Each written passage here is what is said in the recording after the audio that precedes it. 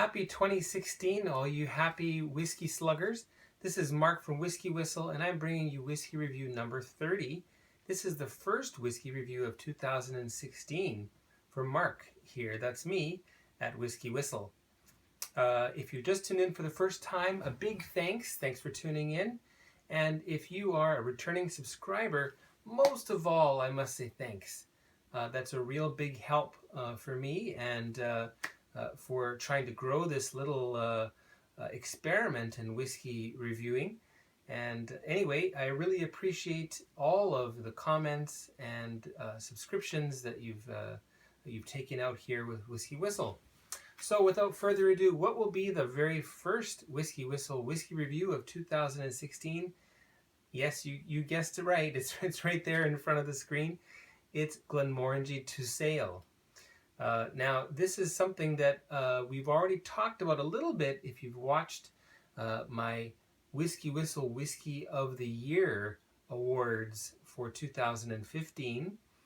Glenmorangie was the winner of the Best Spend It Single Malt Scotch Whiskey of the Year for 2015. This was a private release that came out in February of last year.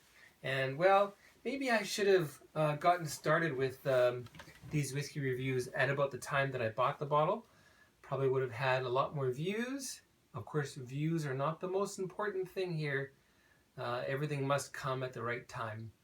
And I think it was a good move for me tackling such a complex whiskey almost a year after I purchased it. So, well, cheers for me anyway.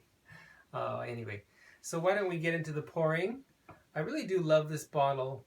Wonderful shape that Glenmorangie has. I think I mentioned it's a revamped shape. And if you'll notice, they put a very special wooden cork, wooden cork lid, I guess we'll call it, for the cork stopper. Anyway, quite fancy. So let's pour a little.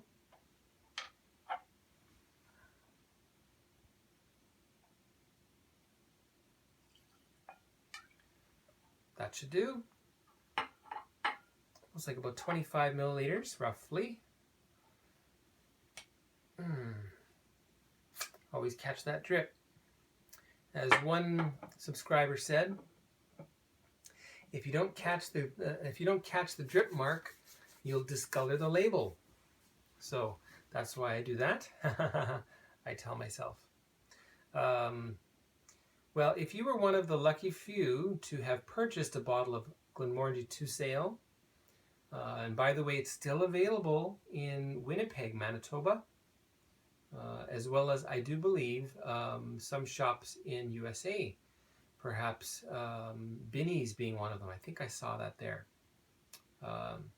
Anyway, first thing you'll notice about this whiskey is the color. Pretty standard Glenmorangie original color, maybe slightly deeper. And, well, I really do hope that's the natural shade. Wouldn't that be nice? Glenmorangie Tusail was bottled at 46%. So that's basically the standard for the start of what we would call a kind of a craft presentation of whiskey. 40% is the minimum.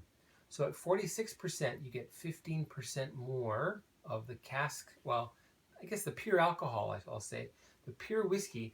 So about, let's call it 10% more of cask strength whiskey that goes into your glass, into the bottle. So isn't that nice? Anyway, so unchill filtered as well. Non-chill filtered. I wonder if there's a differentiation between those terms. I don't think so. One thing you'll notice that I've said before, with unchill filtered whiskeys, you get some real tearing going on. And you also get some little pearls that sort of stay high up on the glass there. So if you're looking for that kind of a clean glass pour, stick to your Chivas or stick to your blended whiskeys that are chill filtered and bottled at 40%, and you won't get that effect. but I think it's pretty interesting to watch. The legs are quite thick, likely owing to the higher ABV. And now that we've given it some time to get a little bit of air inside the glass, let's give it a whiff, shall we?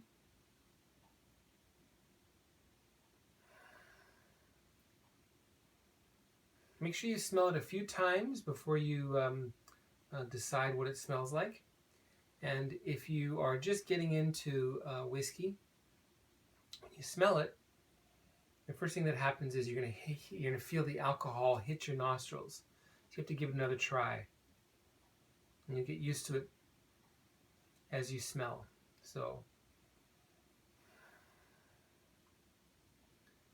now I'm really happy that I've dabbled in a little bit of bourbon because this has a real spicy vanilla tinged bourbon and rye nose to it.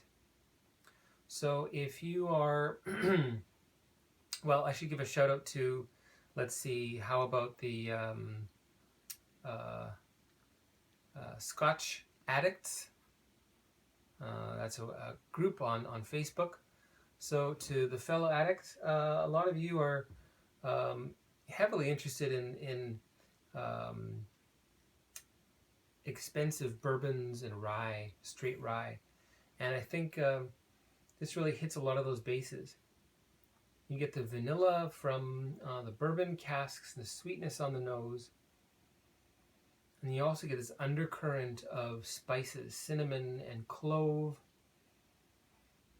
What else did I write down there? Ginger, of course. And then more familiar Glenmorangie notes. I've written here dried peaches, light orange. There's also kind of an orange liqueur, sort of a feel to this in the nose. What else have I written here? Mocha cream chocolate, like you might get in one of those packages of chocolates that your family gives you around Christmas time. One popular brand is Quality Street. I think there's a mocha cream in there.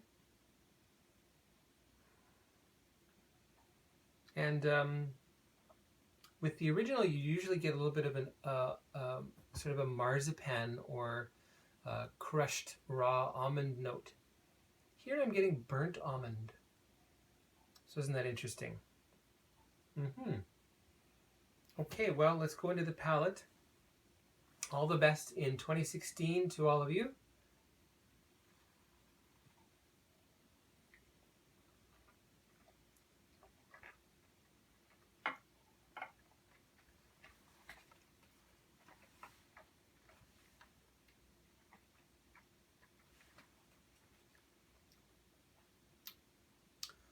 It's medium sweet, and you've got vanilla and spices coming through there, as well as, I find, Twizzlers. That's a kind of black licorice popular in USA. I'm not sure if that is something that's eaten in Europe, but it's a sweeter style of licorice. Very little licorice in the licorice, though it is black, and not as much what's that oil? Aniseed oil, as other licorices, licorice candies. And also Cadbury's Burnt Almond chocolate bar, which is a dark chocolate, I believe, with burnt almond in it. Quite sweet as well. Roasted chestnuts, and it has a very smooth mouthfeel. So, quite nice. What about the finish? Let me just take another sip for the finish. And I'm going to bring the glass closer. You can really see the pearl effect on the glass now. Can you see how those little droplets of Glenmorangie are suspended up on the glass? This seems to happen, as I mentioned, more often with non-chill filtered whiskies. Oh, and it's been surmised that the age of this particular whiskey, based on the time that Glenmorangie made a contract with the people who made this particular strain of barley, which is Maris Otter, and also the floor maltings that they had requested to be done as well. So based on these, I think it's roughly 10-11 years for this particular whiskey. I read up quite a lot about that when I bought the bottle. It's fading in memory, but to me, based on the fact that we've got an experiment by Dr. Bill Lumsden, who you'll see rolling around on my iPad. There he is, sir.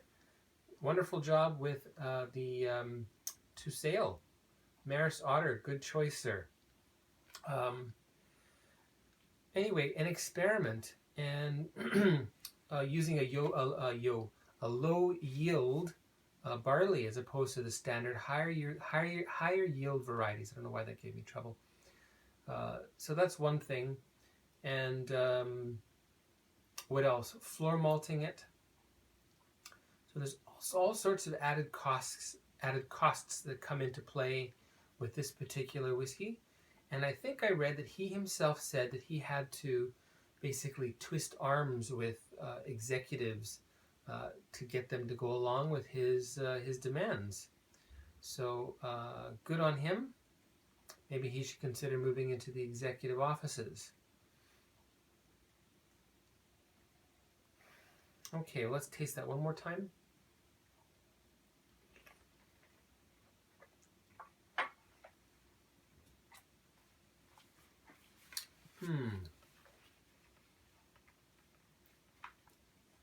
I really do like this. Well, the finish is medium long. You got spices there. A little bit of a persimmon flavor peeking through. And licorice mint as well as chocolate orange. So wonderful. And I'm going to add a bit of water. So here again we have between 20 and 25 milliliters. I will add one fairly healthy teaspoon, about 5 milliliters, 4 or 5 milliliters. That should be good. And I'm going to let that sit for a minute. And I'd like to talk a little bit about what you can expect to be coming in 2016 here on the Whiskey Whistle channel with me, Mark. Whoops. Making a mess of things. Well,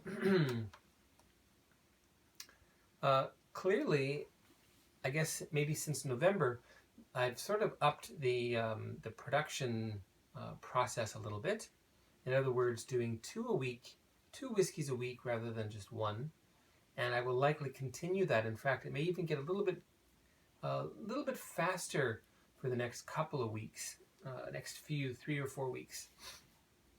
And there's a reason there. Now, I'm not sure if I will actually release those 3 times a week. I think that may be too much.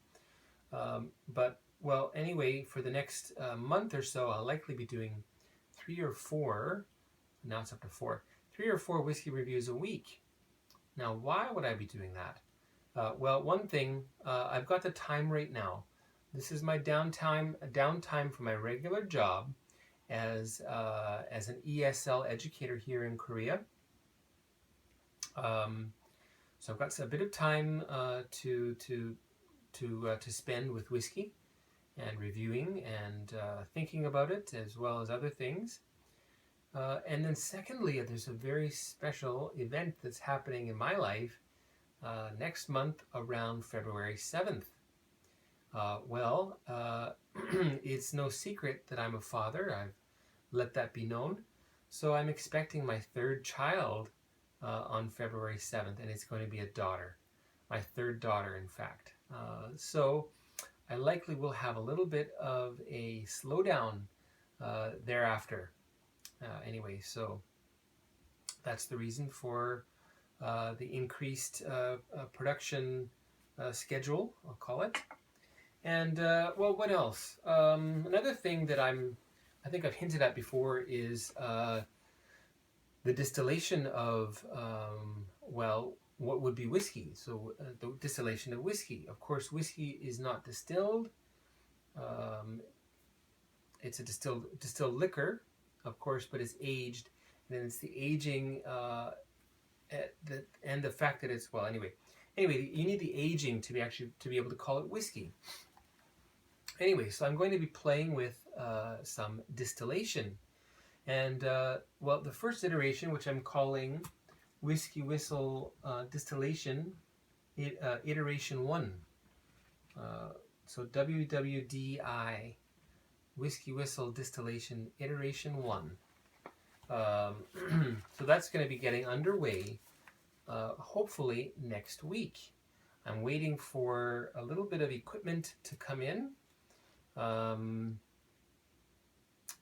I know now, if you're from Canada, you're thinking, my goodness, Mark is doing something, he's going to blow up the house. I assure you, I will not blow up the house. Okay, Mom and Dad? Anyway, so I've got the still, and I'm making something, a barley roaster. So that's nearly finished. It's been nearly finished for quite a while, in fact. And I'm going to be, looks like I'm going to be purchasing a barley cracker, or not, it's not really a grinder. Is it a grinder? It's a grinder. It doesn't really grind it to like flour, but it sort of basically cracks it, gets the hull off of the barley. And I've got some malted Korean barley, as well as unmalted Korean barley, which I intend to malt. So now you know the extent of the madness within my head here at WhiskyWhistle.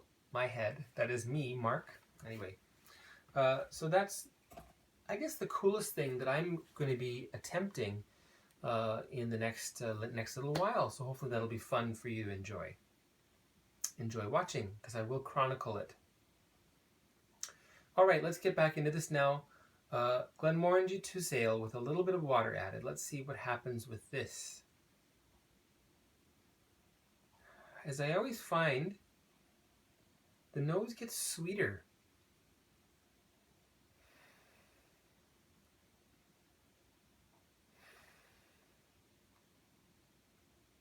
Still vanilla and still spices. So it's still got that bourbon and rye combination, that 1-2 punch. I'm getting a little bit more of the chocolate orange.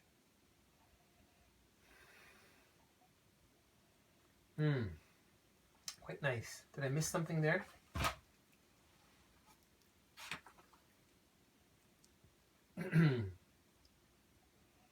And well, what I noticed earlier when I was tasting this, with time, you'll find a kind of a cherry note. But not just any cherry. This is Lowry's chocolate-covered cherry. Something that we get in Canada. I'm not sure if you've had that before. I don't even know if it's still available. Maybe Nestle has gotten their hands on it and run amok with it. Sorry, Nestle. Anyway, so sweeter. And baked bread. Sweeter breads. Okay, well, let's taste that now with water. Cheers, all.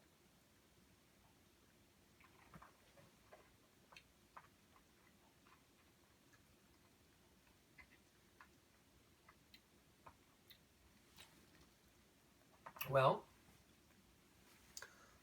it kind of brings you back to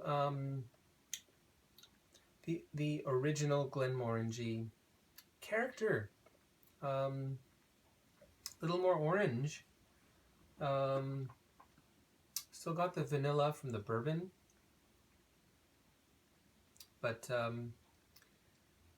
anyway, with water you get a little bit more of that essential flavors of Glenmorangie. Thank goodness, right? That would be strange if you added water and it tasted like an Islay whiskey.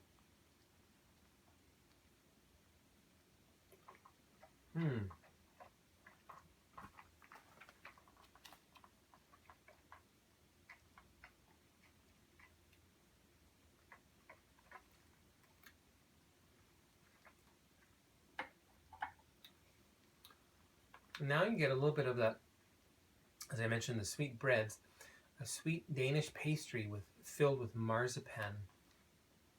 So coming back to raw crushed almonds, sweetened of course. And the finish, interesting, it does last quite a while.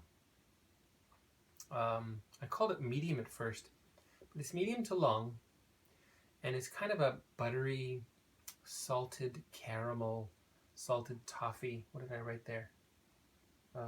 Buttery salted almonds, and chocolate caramel as well. I can't always regurgitate exactly what I had thought, even if that was just an hour or two and a couple of days ago. All right, so that's Glenmorangie Tusail.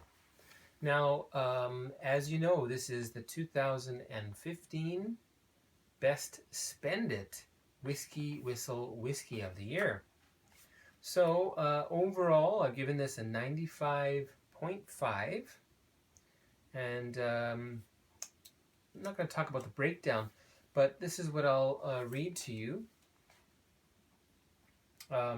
This edition shows, yet again, Glenmorangie is not afraid to test uncharted waters and new frontiers, this time in Maris Otter. That's the special barley variety that they've used here. This will appeal to brand lovers, Scotch enthusiasts, bourbon stalwarts, and also rye lovers alike. So I really think this has a really broad appeal, and it's too bad that not enough of this was sent out to go around.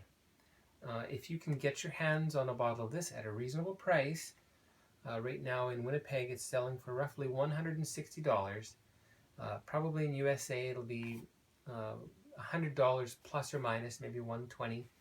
I think it is definitely worth it. So 95.5, that is the WhiskyWhistle whiskey score for Glenmorangie Tusail. Thanks everyone for watching. If you've enjoyed and you watched this long, why not subscribe? If you just look below, you'll see a little button down there. If you click on that, you'll automatically subscribe to my channel. Okay, my name is Mark, and you're watching WhiskyWhistle. Thanks again, and we'll see you next time.